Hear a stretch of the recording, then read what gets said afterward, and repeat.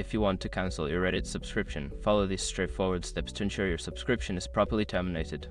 Step 1. Log into your account. Visit the Reddit website or open the Reddit app and log into your account using your credentials. Step 2. Access user settings. Once logged in, navigate to your user settings.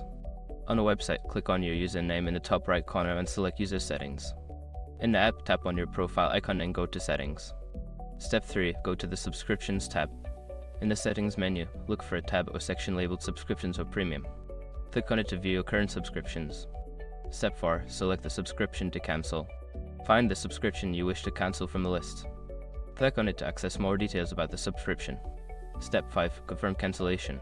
Look for an option to cancel the subscription. Follow the prompts to confirm your cancellation. Make sure to check for any confirmation message indicating that the subscription has been successfully cancelled.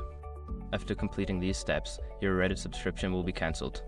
If you have any issues, consider reaching out to Reddit support for assistance.